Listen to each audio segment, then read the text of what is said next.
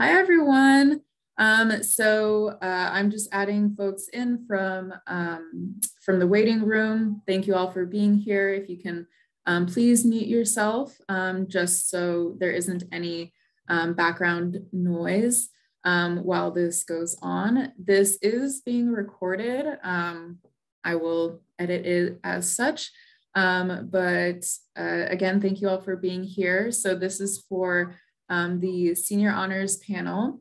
And the folks here, hopefully they are spotlighted. These are some of the members that partook in the Senior Honors Program this year. So in fall 2021 and then winter 2022, they turned in their Senior Honors Thesis by the first day of the spring quarter. And so now they are awaiting their honors status as our faculty review their theses and evaluate them accordingly. So I do see that everyone seems to be here in terms of participants. I will be adding more folks in as they join. So if I do need to pause for a moment, that's why. But in terms of getting started, we're going to start with the first question, which is having each of our guests introduce themselves. So their name, their major or majors, if they have more than one, and then their topic of their thesis, and then what encouraged them to pursue this topic. So in terms of who's first on my screen, I'm going to go with Olivia, and then you can just choose whomever after that. Sounds good. Thank you. Hi, everyone. So, I'm Olivia. I am a political science international relations major, also majoring in economics. And my thesis title was Divergent Income Trajectories, How Colonialism Helped the Rich and Hindered the Poor. So it was basically on kind of how colonialism shapes long-run development trajectories. So I used regression analysis in my thesis, along with kind of a qualitative theory section to find this association between positive association between the length of time a country was under colonial rule and the income share of the top percent of people, top 25%, so kind of the rich people, versus there was a negative relationship between the number of years that a country was under colonial rule and the income share of the bottom 20% of people in modern incomes and 2000 incomes. So yeah, just kind of a topic in comparative politics, looking at development and kind of how colonialism perpetuates income inequality. And so I will popcorn to Zoe. Hi everyone, I'm Zoe. I'm a fourth year double major in political science and math econ. My thesis addressed the question, how did populist party die? It's a qualitative thesis using 3 historical populist parties with 4 observations in the United States and Canada. So I offer a new theoretical framework to address the demise of populism. If you're interested, please check it out and let me know if there are any critiques. Regarding the topic, I've been thinking about it for like 2 years, but I didn't really flesh out this question until like a month before the fall quarter started. Yeah, so I will popcorn it to Jake. Hi, my name is Jake. I'm a political science data analytics major with a minor in computational social science. My thesis was a formal analysis of electoral accountability in judicial elections. Essentially, I used game theory to analyze theoretical arguments surrounding judicial elections and judicial review. Essentially boiled down to how elections incentivize judges to engage in essentially judicial activism, and I used the motivation behind it was like twofold. So one, I really enjoyed Poly 118, so I decided very early on that I wanted to use game theory in my paper, and I sort of took it as like a challenge to actually create a formal model for my paper. And then the second motivation behind the whole analyzing judicial elections came from a class from Professor Glenn Smith on judicial politics. And one thing from that class that I learned is that judicial elections really aren't studied as much as judicial elections and judicial review isn't studied as much as judicial review at the federal level. So that's where that motivation came from. And my thesis sort of narrowed as that process went on, because it started early on as a very broad, like judicial elections in general. It sort of narrowed as I went along with that process. And I'll popcorn it to Gonzalo. So my name is Gonzalo. I'm a political science, comparative politics major. I'm also majoring in Latin American studies. And my thesis was titled, Do Elected Officials Serve Their Supporters Equally? Evidence from a Field Experiment. And so the spring prior, I was working as a research assistant for my advisor. And what I was doing was basically transcribing some political ads that were in Spanish from like previous elections in Mexico. And one of the things I noticed was this huge presence of coalitions. And I was just really fascinated by it because you don't really see that here in the US. And so I was kind of just thinking to myself, well, does anyone actually believe this? Because, there's these parties with differing views all over the spectrum. And I'm like, well, how do I know they're actually going to do what they say they're going to do? And then we shifted gears from that project to a different one on audit studies. And so that's kind of like formed right away that I wanted to do this. I wanted to do an audit study because I found the topic pretty interesting. And so for those of you who don't know what an audit study is, it's basically this correspondence study where you kind of pretend to be a constituent, or sometimes you can recruit other people who actually fit the description of what you're pretending to be. And then you kind of talk to the population of interest and kind of just test for like bias and discrimination. And I'll popcorn to Victoria. Hi, I'm Victoria Bracco. I'm also a poli-sci major. I focus in political theory and I have a double major in history. The title of my paper was Unassembled: How Constitutional Codification Impacts Constitutional Elasticity.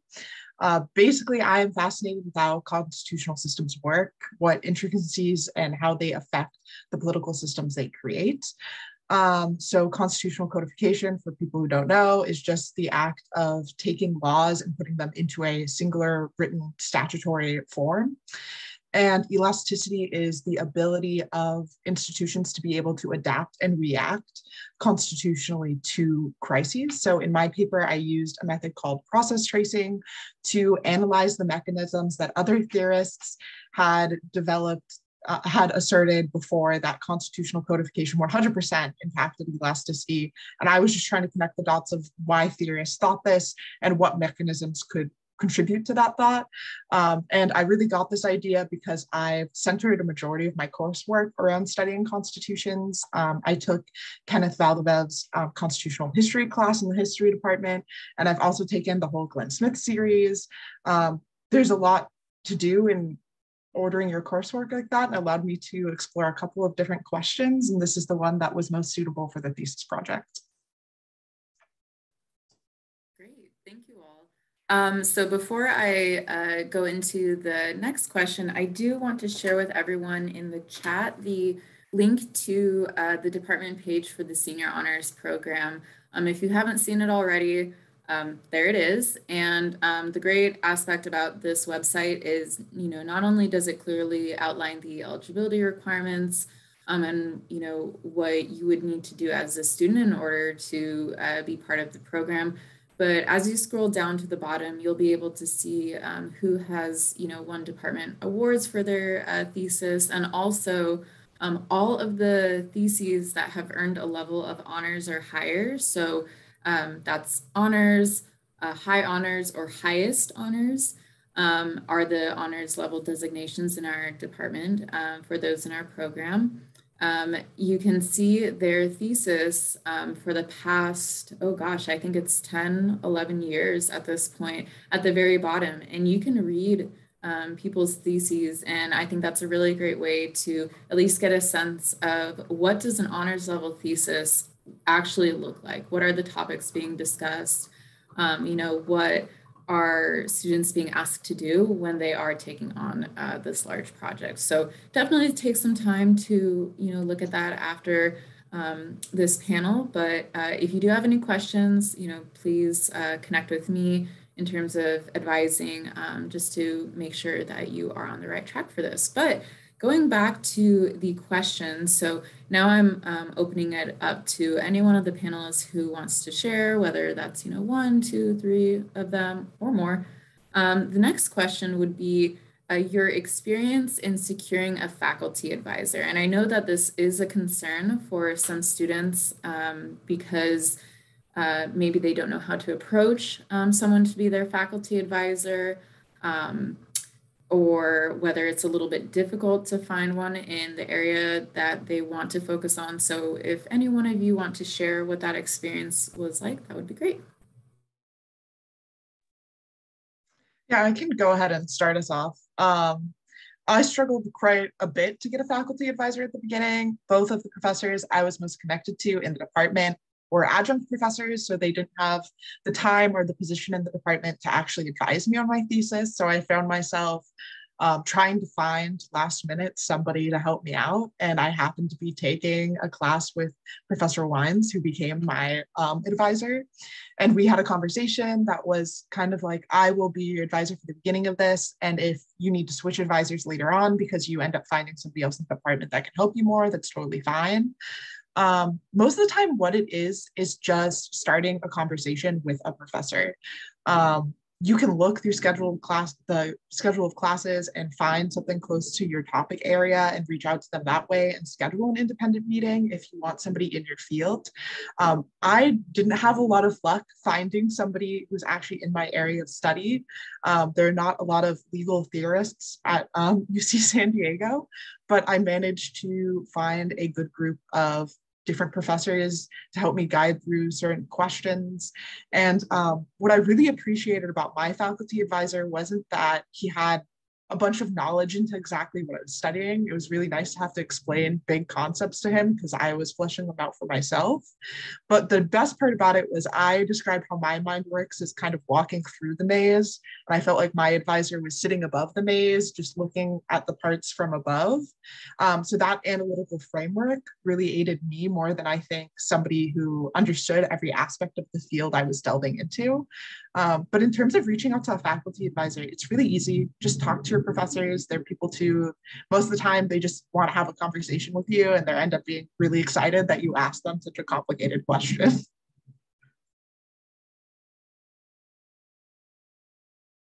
Yeah, going off what Victoria is saying, I think that's very true. It's if you express interest in a professor's work or just interest in like talking with them, like thinking about your ideas, I feel like everyone in the political science department especially is super open and receptive to hearing what you have to say. My thesis advisor process was a bit more straightforward. I just had a professor that I'd had for several classes throughout second and third year that I went to his office hours kind of on a regular basis. And so when it was time for the application, it was really easy to email him, show up to his office hours, and he gladly obliged. I'm very thankful. But even if you don't have that, I feel like also if there is a professor that you're close to, but that isn't studying the topic that you want to study, you can always ask them for people they know that study that topic, their colleagues, or even just going on like the poli-sci department website and looking through the research interests of different faculty. Throughout my project, I actually emailed quite a few different faculty looking for specific data and like how to start certain things that I was trying to go into. And all of them got back to me. They were very responsive, very eager to help. So I definitely don't think it should be a barrier to starting your thesis. I can go going off what Olivia said. So like I said, I was working already for my advisor. But even then, I kind of didn't have a question, and that might be the position you're probably in, where you're like, what do I, like you might want to do the program, but you don't really have a question per se. I remember that was one thing that he did ask me to, like, faculty are very receptive. I think that they really enjoy the mentorship part of their job, because they probably did theses too when they were in, undergrad. And so they probably remember. But I remember that he really wanted me to have at least some idea of like the direction I want to go, because he wanted to make sure that he was the best fit for what I was doing. And if not, he could like guide me somewhere else. So I guess, yeah, I would say that they're very receptive to it. Just reach out. And I think that, you know, they'll try and help you as best as they can. I just want to quickly jump in that unlike the other three panelists, I wasn't that close to Professor Ingham, who was my advisor. I took one class with him in the summer, but I just emailed him in around this time of year last year. I wanted to do a paper on game theory, and I wanted to do it on something on judicial accountability. And he basically did something similar to what Gonzalo's advisor told him, is as long as you're not doing something empirical, I can help you. And he was very essential in helping me solve or create the formal model and solve the game. But regardless, you just you can go on the core faculty pages and look at all of the professors' CVs and their like academic background, their research background. Find someone, even if you're not close to, you should just reach out, just send an email. I'm sure they'll get back to you. And at least in my experience, Professor Ingham was very receptive, even though I wasn't that close to him. So that was my experience.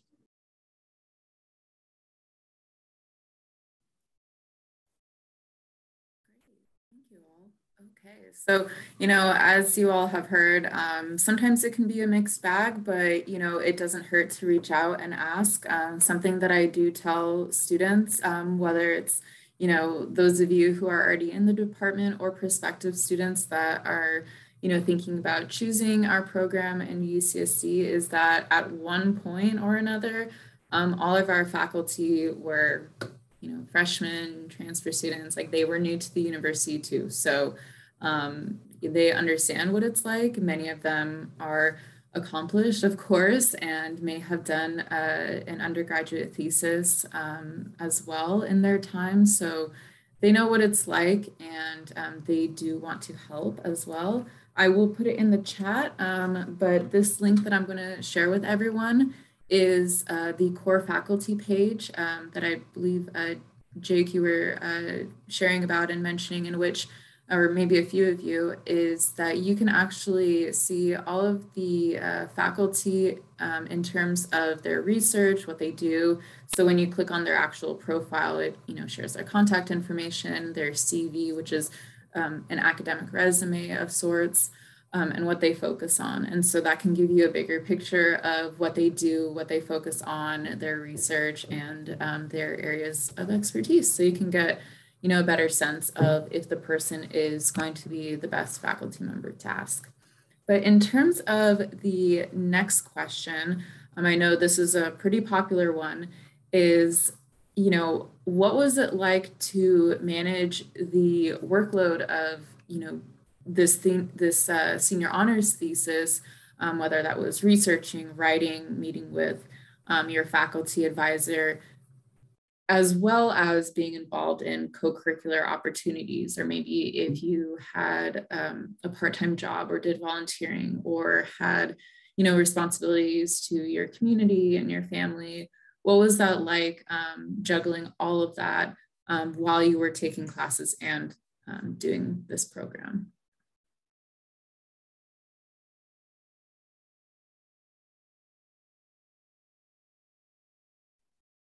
Okay, I guess I'll break the silence again. I am involved in a lot of things. It always makes me laugh because I get asked this question probably every activity I'm in. So at the beginning of fall quarter, I'll just give you a brief rundown of who I am, what I do. I had a full load of classes. One of them was the senior honors thesis.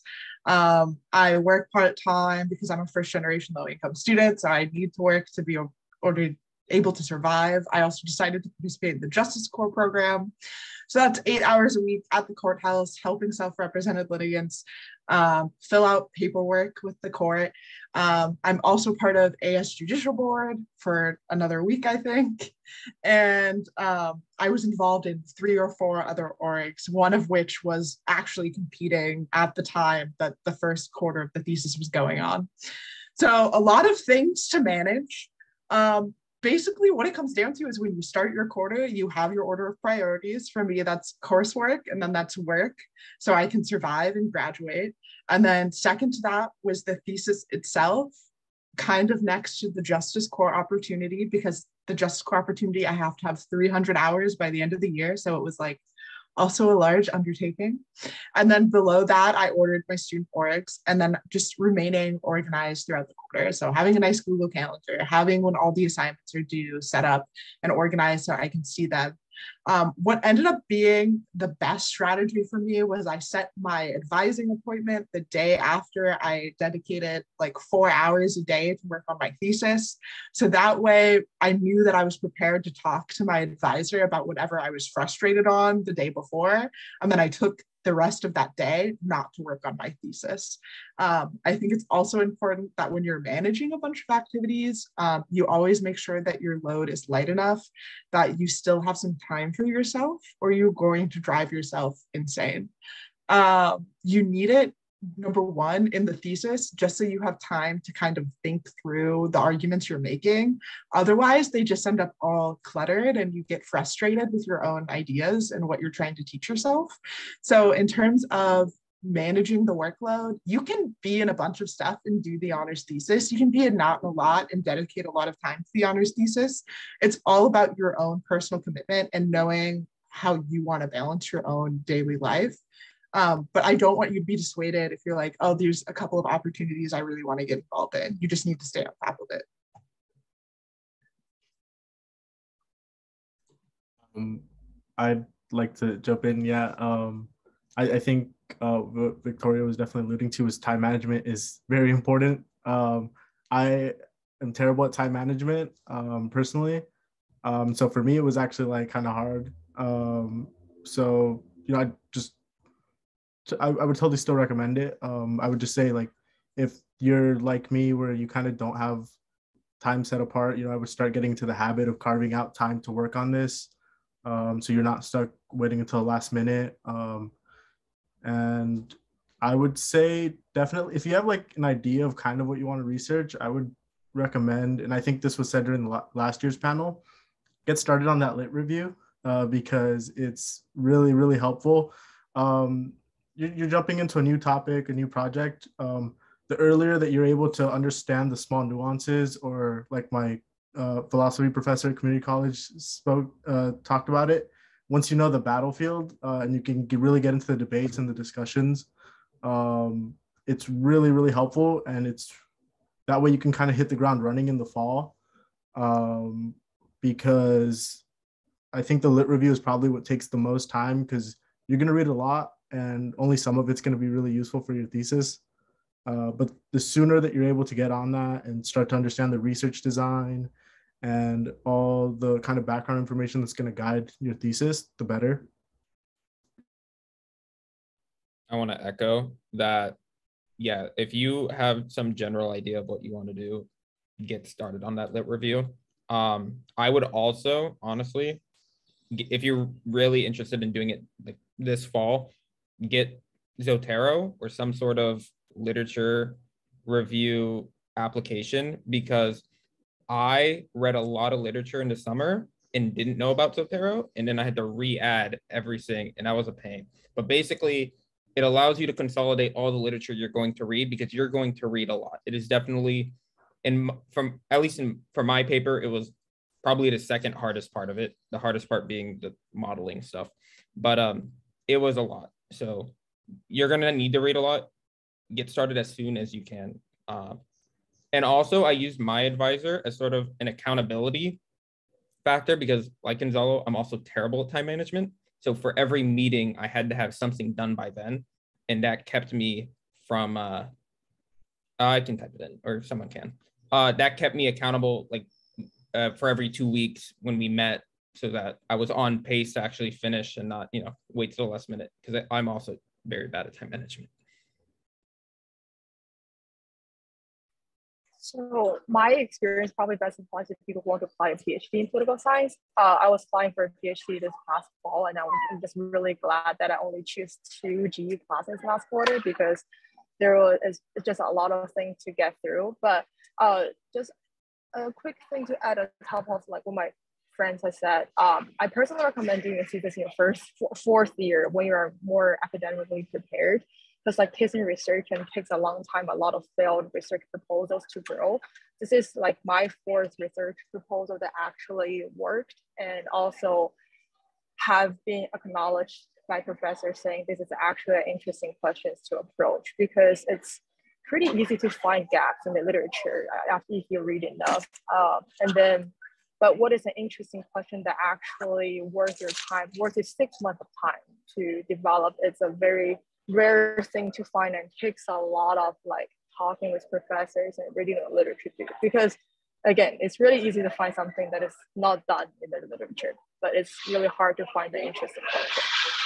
So, yeah.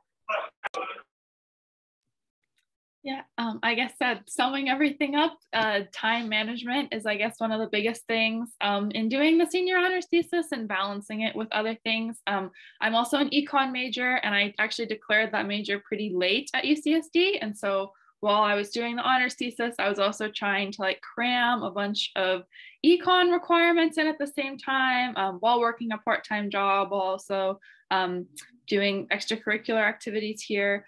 But I definitely think it is doable, and there is so much payoff for doing it, whether you're going to grad school or not. In interviews, it's so useful to be able to talk about this project and to be able to say, I've done a research proposal, followed it all the way through independently.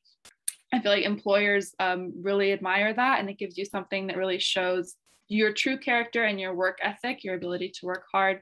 But most important thing, definitely with doing it and managing full-time school and extracurriculars, is the saying, like how some people mention, I'm going to have a certain thing done by this meeting every week. You kind of have a goal, because no one is really checking on you. It's usually you going into other people to give them your progress. And so just learning to be very proactive when in other classes, it's not as self-guided as this is probably like the biggest thing. But I feel like it's very doable, it's manageable, even though at times you'll be like, oh my gosh, this is so much, like I can't wait to have the final product. I think being on the other side, it's definitely worth it in the end. Great, thank you all for sharing that. Yeah, so it is possible. I mean, it sounds like everyone here who's on the panel has another job, they have other commitments, they're involved, they're a double major, they have a minor, so they're not letting their other commitments stop them from pursuing this. But, as they all shared, time management, even if it isn't a skill that they feel, as confident in of themselves with, they're still able to manage the expectations by, utilizing whether I see it as like almost treating yourself, holding yourself to certain deadlines. And making sure that you do accomplish certain tasks by then, because there is a little bit of fire underneath you in terms of, oh, I don't want to disappoint my advisor when I meet with them next Friday. So let me accomplish this, and this before our meeting, so we have something to discuss. So certainly is possible. So in terms of the next question, a little bit more fun, hopefully, is if you can share some of the benefits that you all feel you received in terms of participating in the program. And actually, before I let you all share, I do want to inform those of you who are watching this that one of the main benefits is academic credit. It does go toward your major requirements in the upper division elective category. As long as you earn the grades you need to. So that is a benefit. It's something that I do like to share with students, because so often when I speak with students in advising, they feel like they can't partake in certain programs because it is extra work and it might delay their graduation. But in fact, this is something that, the department wants to be incorporated into your academic progress and, be a benefit and not a hindrance to participation. So with that, I will let you all share some of the benefits that you felt like you got from the program. I'll start off. Oh, you want to okay. go, Hall? You can go first. I was just gonna say, I feel like the most like general benefit is that you get to explore something that you're actually passionate about. You probably have developed a bunch of interests, or maybe a very keen interest in like one aspect of political science, and that you haven't had the opportunity to explore because maybe there's only 1 or 2 classes offered on it, maybe there's no classes offered on it, and now you have the opportunity to spend, almost a year, just or over a year, depending on how early you start, just learning and actually researching some interests that you are actually passionate about, and not only get credit for it, but also have a actual project, a piece of paper, actual thesis paper at the end of it that you can be proud of. So personally, there's only essentially 1 or 2 game theory courses offered in this department. There are some offered in the econ department. But I took this as an opportunity to actually learn and apply game theory to an actual paper, which I would have probably not had the opportunity if I just, relegated myself just to the classes offered. And I'm sure others probably had a similar experience with their specific interest. Yeah, jumping off of what Jake had said, I feel like there's like 3 main paths for like most poli-sci students. It's either you're gonna go like straight into industry, law school, or grad school, and I feel like it's beneficial for either one. Like it kind of been mentioned by I think Olivia and Jake. You get a writing sample, you get something to add to your portfolio. You also get extensive experience with really improving your writing. I think all of us could probably say that we've improved our writing, getting more specific, more detailed, focusing less on like the word count or the page limit, just really trying to get your ideas straightforward and make them digestible. And I also think that, building again off of what Jake had mentioned, it's something you get to explore. If any of you know any classes that cover audit studies within the department, please let me know. I also feel like research is a craft. The more you do it, the better you get at it. And this is a really, really big experience. I've taken a few classes in the data analytics track, and they have projects, but there's a huge difference between this kind of project and those kinds of projects. And especially with, you have kind of full autonomy on this one. And I feel like it really is a huge step into kind of the deep end of the pool. But again, faculty are there to support you. Everyone's there to support you. And it's a really great experience because, the seminars, you realize that you're not the only one who's a little bit behind, or you realize that these are common struggles. Everyone's who's doing research is experiencing them. It's just really nice to like bond over that. To build off that, like it really did destroy my imposter syndrome. I feel like up until the day I turned in the final draft of my thesis, I was like, oh, like I'm at university, like am I even like worthy of going to law school? Like, am I capable of doing this? And then the moment I turned it in, it was like looking back at all the work I had put in, all the individual effort, my ability to even improve. It killed any thought in my head that I didn't deserve like my spot, or I wasn't capable of being here. So like that was a really great personal benefit. I know I had a lot of conversations with my advisor about struggling with imposter syndrome throughout writing the paper in general. And then also I'm obsessed with a very particular theme. Like I'm obsessed with constitutional studies. I want to know how constitutional systems work. It's always been this way. I don't know like why I popped out at 12 and was like, oh, this is my thing, but it just has been. So it really gave me an opportunity to be able to be like, hey guys, this is something like I know. And my advisor was like, why do you know so much about this? Like we don't even offer courses in this. So it was just an amazing benefit to be able to interact with people in a high level of academia on a subject that I love, that they didn't know a lot about. It was amazing to see my advisor starting to understand what I was talking about and to see my writing improved vastly. I will say, you know, I've gotten to this point in my life faking my way that I knew what passive voice was. I did not know what passive voice really was before writing this paper, but I can say since I submitted my thesis, I know what passive voice is. It has not been in another paper accidentally, okay?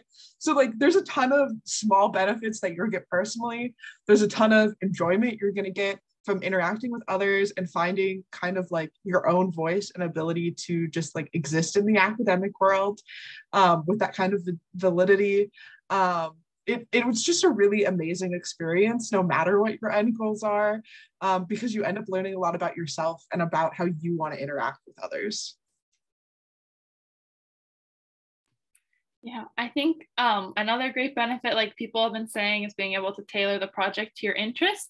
So in addition to like getting a lot better at writing, also if you want to do more quantitative things, I know I really wanted to improve like using Stata, using R, doing regressions, because even though I had some classes on those, the level of those projects, like Gonzalo was saying, is not to the same extent as doing everything yourself, finding all the data yourself, making the tables presentable for a final paper.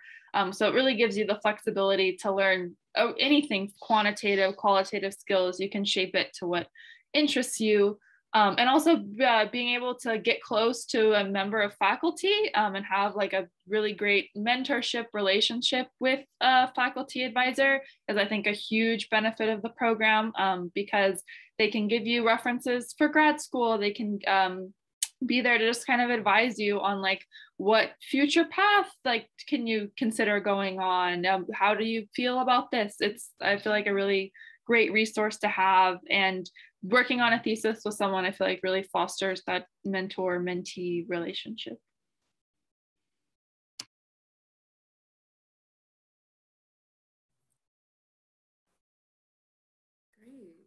And I'm not paying these folks to say any of this. So it is coming from a genuine place. So thank you all for sharing those benefits.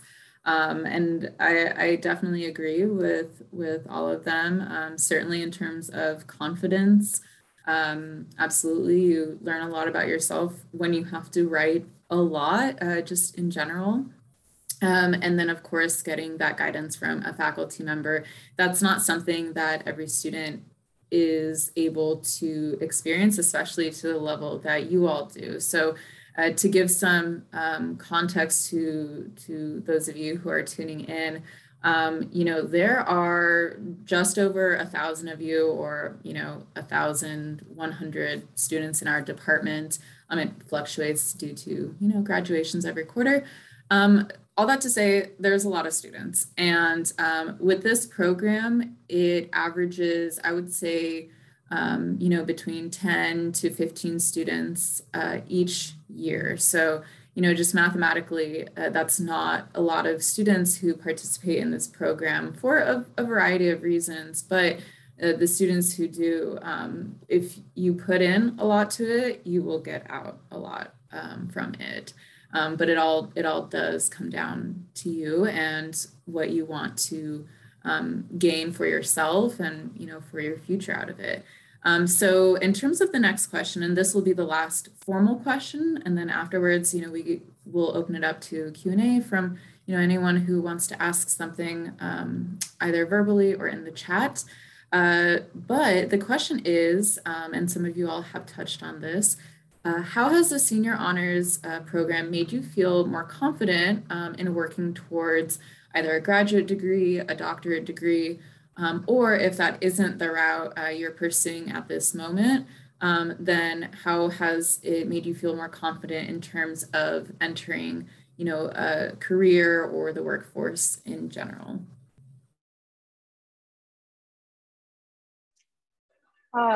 I will speak my personal experience here then. So I'm actually going to a political science PhD program at Yale this coming fall. For most admitted students at top program I talked to, they've all done senior thesis program, and most prof I talked to, including the ones on the admission committee. Also recommend doing a senior thesis. It's almost like a must for people who want to pursue a PhD, unless you're finishing or qualifying a paper in your spare time on your work. So my best friend who got accepted to Princeton Political Science PhD program, who is also a UCSD undergrad, like senior this year, did not do a senior thesis, but he has been constantly thinking about research ideas and proposals and taking a lot of graduate courses along the way. From another two past UC San Diego graduates, I know one who did a senior thesis and got into Princeton. Her thesis got the highest honor of 2 years ago. And there's another student who got into Stanford political science PhD program, has a co-author with a professor, and that's just one of the really main factor toward the success of his application. But in general, do a senior thesis, you want to do a PhD. It takes a lot of mental effort to finish a thesis. You may have finished a research proposal before, but it's nothing like completing a thesis. You realize a lot of assumptions you made in the proposal were unclear and need to be largely revised, which will require a lot of time, but also you will feel extremely defeated, at least for me. So you will probably want to experience these feelings and then decide whether you still want to do a PhD after graduation, because if you're going to a PhD, you should be feeling like, I can get a next Nobel, or I can do great things in research, because by the 6th year, 5th year when you're on the job market, you'll feel extremely depressed. Basically, all your passion for research is gonna get defeated because of all these feelings. So I'm echoing with my friends, research is definitely a craft. I highly recommend doing a direct study course with a professor. I think it's Poly 199. You can get credits for that also. So for my directed course in my sophomore year, I had a topic I want to read more about. So I brought a list of papers I want to read and discuss them and critique these papers in our weekly meeting. And then for the second half, you can do a research proposal, just as a practice before you want to do your senior thesis. And I highly recommend you to learn R if you're thinking of doing a quantitative paper. I was struggling R in my first year, using Excel to enter that. You definitely want to avoid that by the time you want to do a senior thesis, because you don't need to waste time on those random things, because you really want to think about the political science, the assumptions, the theory, the question. You want to spend more time on those in the limited 6 months instead of wasting time on R.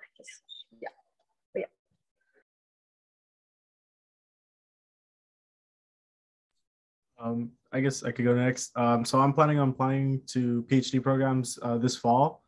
And so, like I said, I have terrible time management skills, and that's something that was really evident during the process. And I mean, I think there's two ways to go about it. You could either kind of be discouraged by it, or you can say, for me, I have some time to really focus on that and reflect on that and make those changes.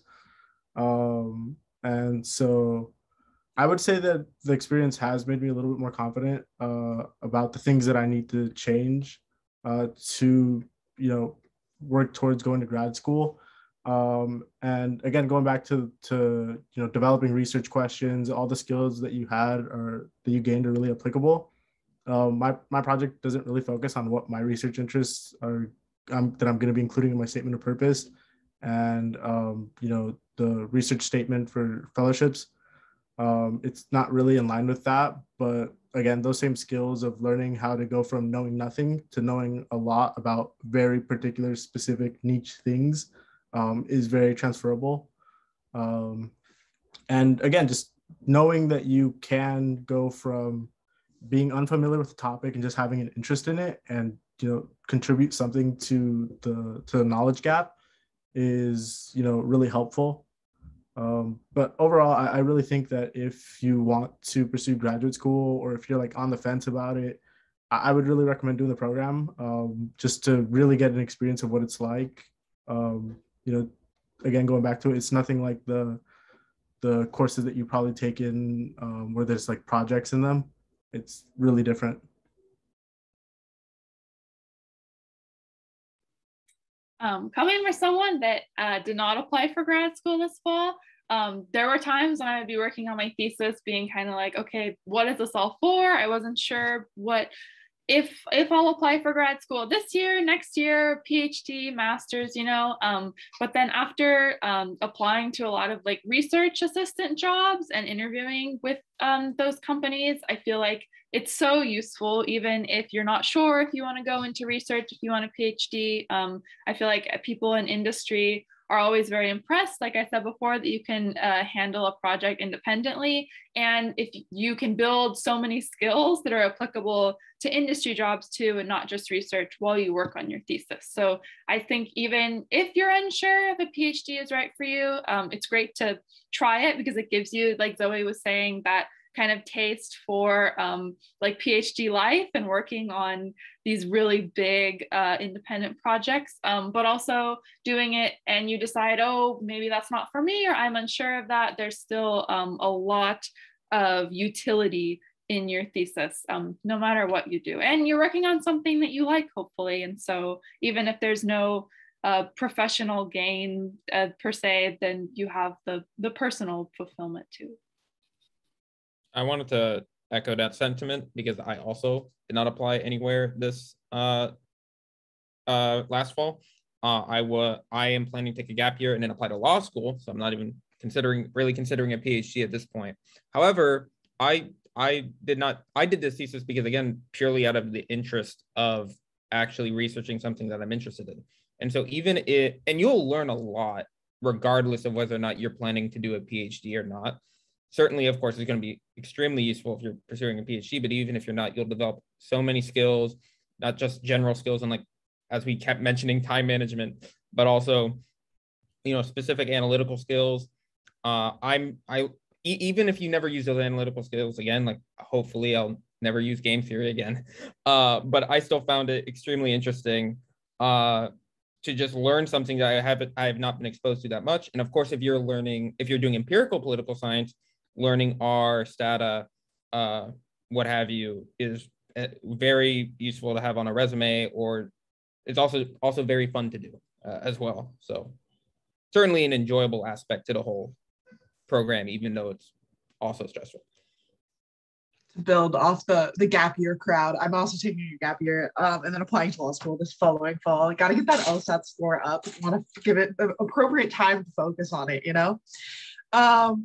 I applied to like some programs, like I applied to a UK LLM program and I got in, and they really liked the fact that, because it was a constitutional studies program, they really liked the fact that I wrote a thesis. It's something that typically they only allow JD candidates to get into. I can't go though, because I don't have the money to go. But there's a bunch of opportunities that you can market this towards, whether it's law school or whether it's a PhD program. I personally took this course because I'm stuck between wanting to know if I want to be a legal academic or like a practicing lawyer, or I just want to be a judge. I just don't know where I fit in that spectrum.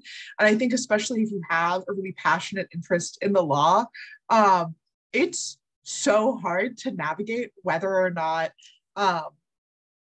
like, what is the difference between the law review and what's the difference between that and a political science research paper, and do these fields connect, and where do they connect, and how do I navigate like the differences between getting like a legal theory PhD and getting a JD.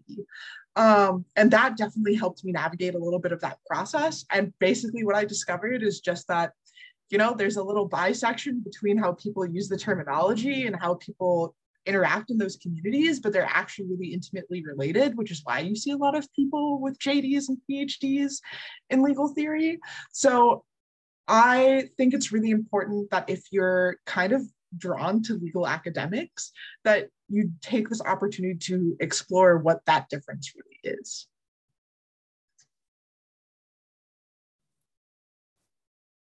Great, thank you all. So, everyone's going on a different path or figuring out what that path looks like, and that's totally okay. Some people feel very comfortable and want to jump into a program right away, and others want to take a step back, maybe get some more work experience, research experience, or honestly, just maybe need a break from school. No harm in that. I know that everyone has gone through a lot in the past few years. I don't think I need to expand on what that was like, but it's okay to take a break and to focus on you all, you know, and to recoup from that. So this is kind of the end of my formal questions to our panelists here. So, you know, I'm opening it up in terms of questions to, you know, those who are with us today. You can certainly unmute yourself and ask a question, or you can, you know, put it in the chat, whatever you feel most comfortable with. But I, you know, just want to give you all the opportunity to share anything in case something was brought up that you're interested in.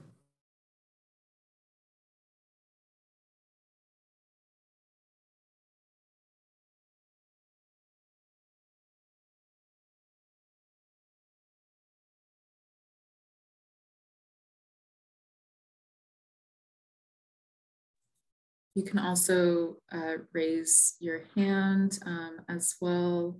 I'm just looking through the participant list, but again, if no one has any questions, I'm not going to keep you all here, although I do see that something popped up in the chat. So it says, what kinds of preparation should we do and how far ahead is it recommended? So I'm going to take that as preparation right now. So if anyone wants to share their tips. Again, I would just like to reiterate the part about getting started on the lit review. Even if you don't have it narrowed down, because again, you're talking about like very niche things. You're gonna start off broad and then it's gonna like kind of narrow downwards. So even getting just some of the reading done early is, you know, very helpful long term, because I remember if you do the reading with the way the seminar is structured, it's gonna be really hard and it might be very difficult to manage other things that you have. You know, depending on your time management, it's just so much better for you to feel comfortable talking about what you're interested in and all the small nuances that go into it when you start the seminar. And obviously the seminar is built so that you can eventually get to that point, but the earlier you're able to, and the easier it'll be just to spread out the work. Yeah, personally, I genuinely don't think if I didn't start reading in the summer that I would have honestly finished the paper the way, or the paper that I actually did finish. I probably had to have narrowed it down even more. You definitely, it depends, again, also depends how far you're out. If you're thinking about doing this in 2 years, then you have a lot of time to obviously do that. And you should probably take courses in whatever analytical framework you want to do. Most people are going to be using empirical political science. So you probably just take data analytics classes if you haven't. There's Poly 5. Just Poly 5 would be useful, honestly. If you're doing it in the fall, yeah, wholeheartedly recommend starting your literature review now. Even if you're not familiar with R and Stata, the TA usually, at least for the past 2 years, I know they pick TAs who will. Our TA was very useful. Someone else can speak to it because I didn't use R. Was very useful in helping, you know, new students use R. But the literature review is definitely the longest process, and getting started early is very useful.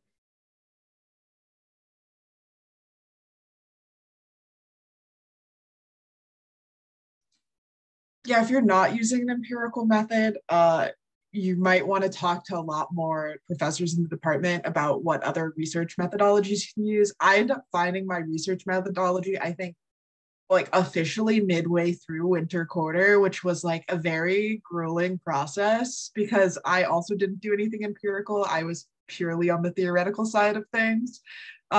So, you know, if you know that you're probably going to look into a question that's not going to have a lot of data behind it, you're going to want to talk to some professors about different research methodology in the field.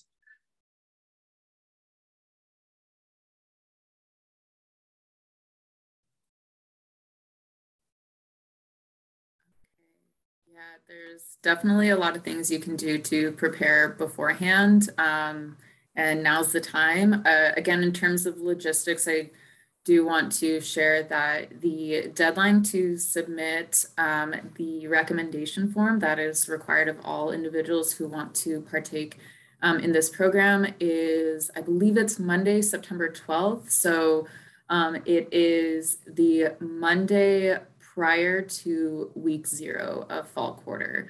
I also assess all students' grades for this program, so their political science GPA. After summer session 2, grades have been submitted, so you still have plenty of time to boost your GPA or to complete the classes you need to be eligible for this program through then. So that's something else that is a benefit. I do see in the chat, someone asked, can we choose a mentor that is not on the core faculty members list? No, I'm sorry. It does have to be someone on the core faculty list.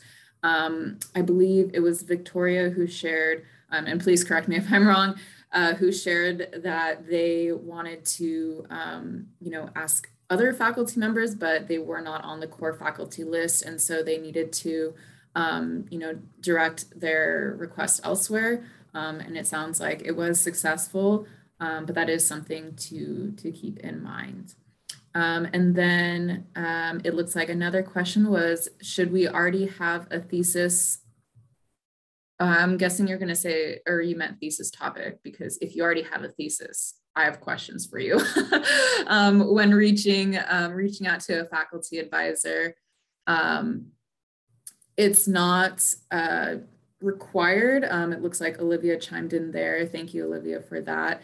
And I do agree, you don't have to have a concrete idea. It helps, but you really don't have to.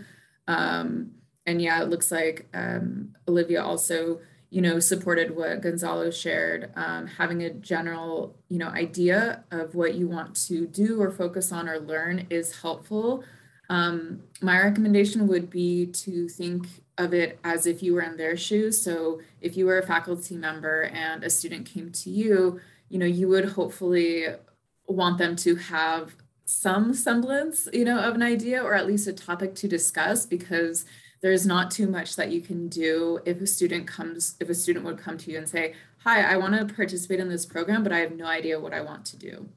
Because then that's something that does need to take a little bit of legwork and responsibility on the student's end.